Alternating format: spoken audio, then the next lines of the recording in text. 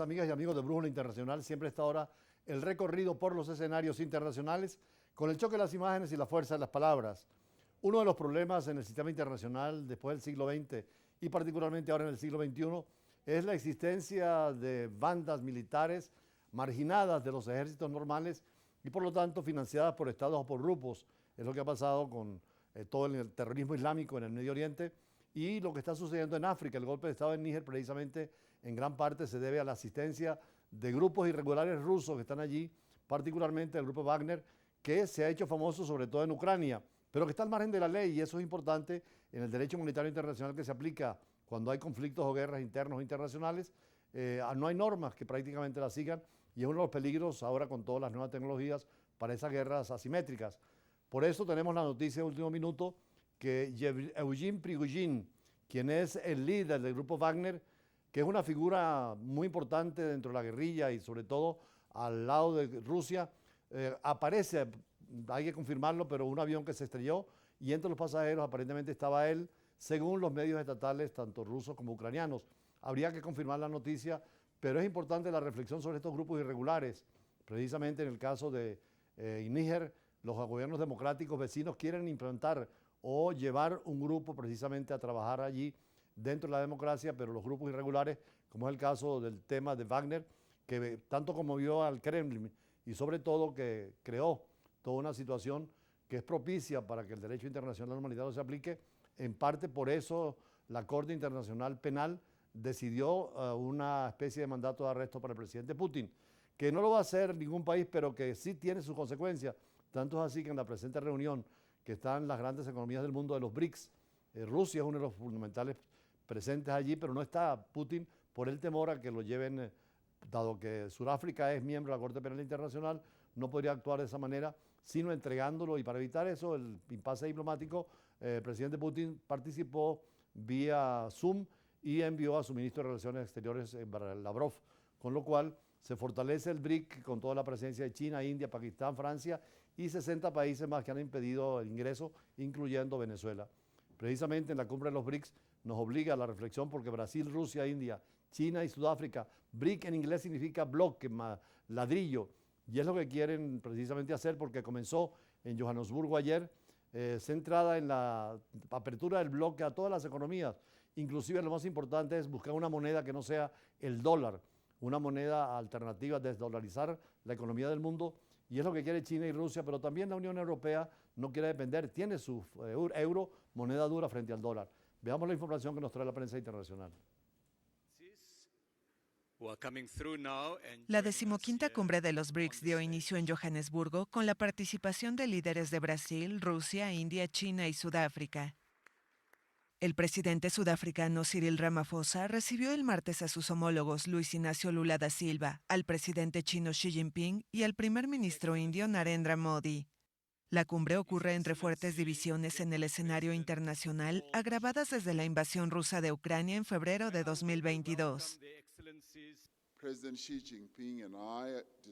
El presidente Xi Jinping y yo discutimos el conflicto actual entre Rusia y Ucrania y su importante impacto en las economías en desarrollo de África y otros lugares. Ambos estuvimos de acuerdo en la importancia del diálogo y la negociación entre las dos partes. Como Sudáfrica, nos alienta que el presidente Xi Jinping haya acogido con satisfacción la misión de paz a Rusia y Ucrania iniciada por los líderes africanos. Rusia está representada en la cumbre por el ministro de Relaciones Exteriores, Sergei Lavrov. El presidente ruso Vladimir Putin, objeto de una orden de arresto por parte de la Corte Penal Internacional por la guerra en Ucrania, participa por videoconferencia. Se obstaculiza deliberadamente a Rusia en el suministro de cereales y fertilizantes al extranjero, mientras se le culpa hipócritamente de la actual crisis en el mercado mundial. Esto se manifestó claramente en la implementación del llamado Acuerdo de Cereales, concertado con la participación del secretario de la ONU, e inicialmente tenía como objetivo garantizar la seguridad alimentaria mundial, reducir la amenaza del hambre y ayudar a los países más pobres. Los líderes sostendrán hasta el jueves conversaciones centradas en la apertura del bloque a nuevos miembros, así como en las maneras de extender globalmente su influencia política y económica. Al menos 40 países han expresado su deseo de unirse al club, incluidos Argentina, Irán, Bangladesh o Arabia Saudita, y 23 de ellos ya presentaron formalmente su solicitud de adhesión.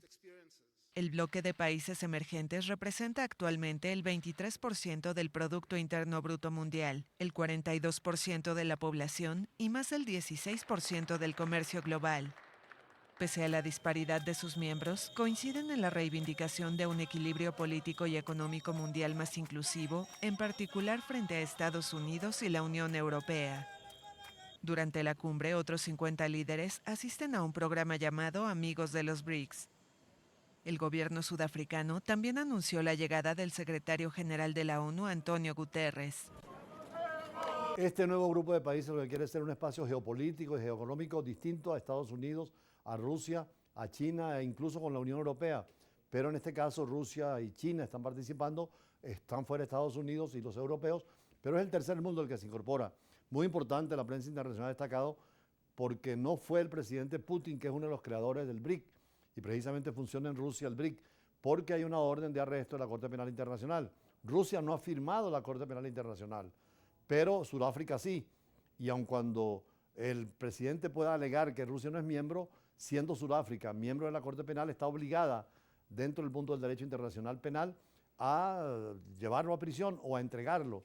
Es naturalmente una de las medidas muy importantes de este Tribunal Penal Internacional que en 1998 se firmó en Roma. Precisamente Venezuela durante el último gobierno de Caldera lo firmó y se ratificó posteriormente en el 2000 y el 2002, cuando 60 estados habían firmado ya. El presidente Chávez lo firmó en el 2000 y es válido. Venezuela es miembro de la Corte Penal Internacional y por lo tanto los estados tienen que seguir las normas que establezca esa Corte Penal Internacional porque es un compromiso a nivel mundial.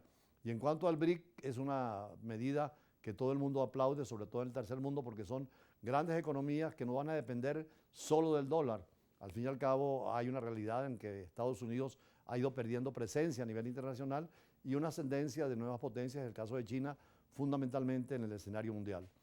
Y en cuanto a España, la política sigue muy complicada.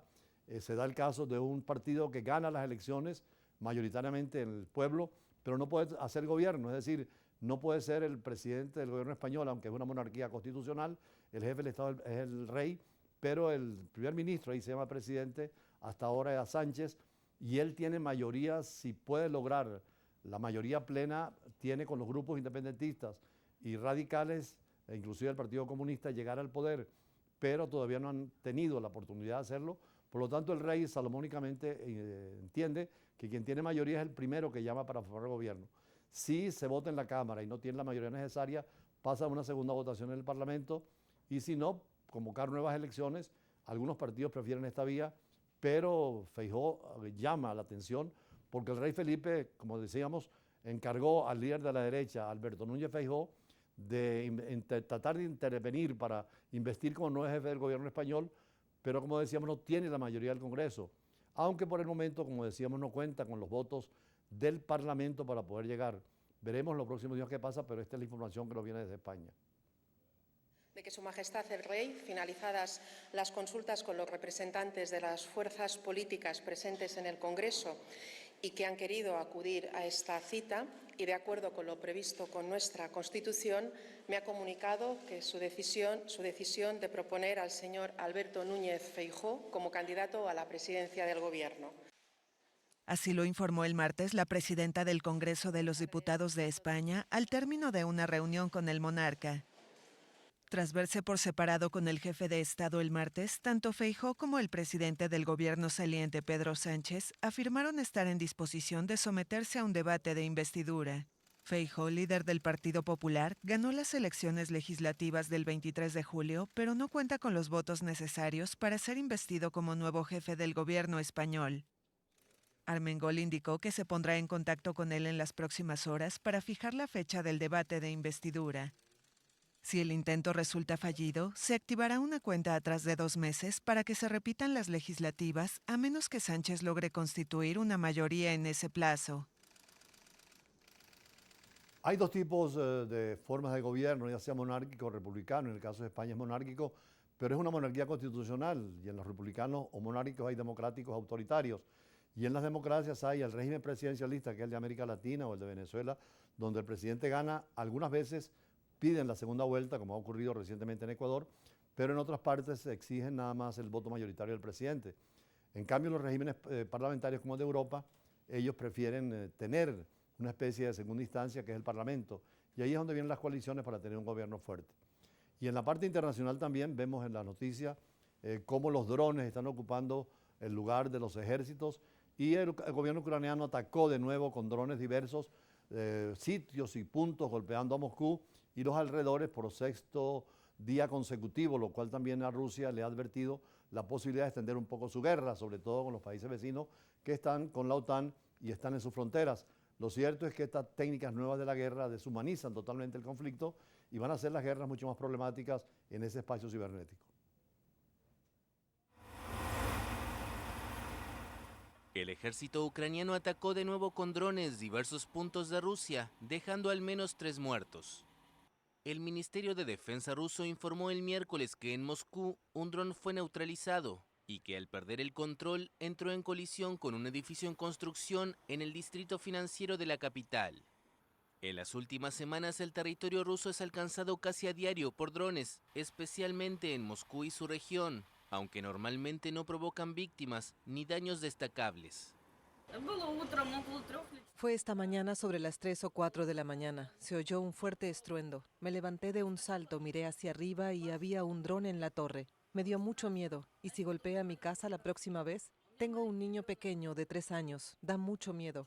¿Quién nos ha declarado semejante guerra en Moscú? En otro foco de tensión en las últimas semanas, Rusia informó el martes que había destruido 2 navíos militares ucranianos en el Mar Negro. Las aguas de este mar se han convertido en un escenario del conflicto desde la retirada de Moscú a mediados de julio de un acuerdo auspiciado por la ONU y Turquía para facilitar las exportaciones de cereales ucranianos. El ministro de Infraestructura de Ucrania informó que los reiterados ataques rusos contra puertos de su país destruyeron 270.000 toneladas de granos en un mes. Por otra parte, varios medios, incluyendo la agencia estatal RIA Novosti, informaron el miércoles que el general ruso Sergei Surovikin, durante un tiempo al frente de la ofensiva en Ucrania, fue cesado de su cargo de comandante en jefe de las fuerzas aeroespaciales. Desde el fin de la rebelión del grupo paramilitar Wagner a fines de junio, hubo rumores sobre una remodelación de la cúpula del ejército ruso que afectaría a Surovikin. Durante la revuelta de 24 horas del grupo de mercenarios, pidió a los amotinados parar y volver a sus cuarteles antes de que fuera demasiado tarde. No obstante, se le considera cercano a Wagner y a su líder Yevgeny Prigozhin, quien previamente lo había elogiado.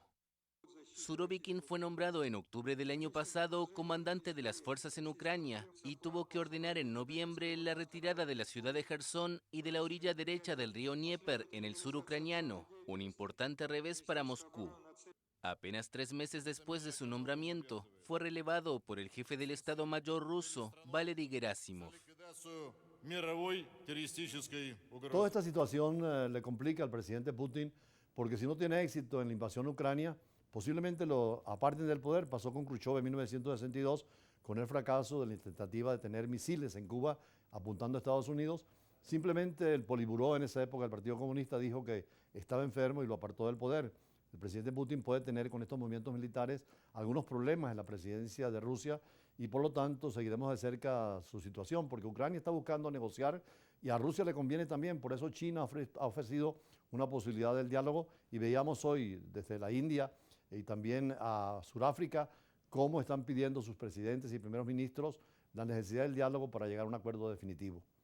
Ayer nosotros en el programa lo dedicamos a la dimensión internacional del ambiente con especialistas. Hoy tenemos la materia de educación con especialistas también, incluyendo 2 rectores de universidades privadas que organizaron la Asociación de Rectores de Universidades Privadas y con ellos conversaremos sobre temas educativos. Ya regresamos.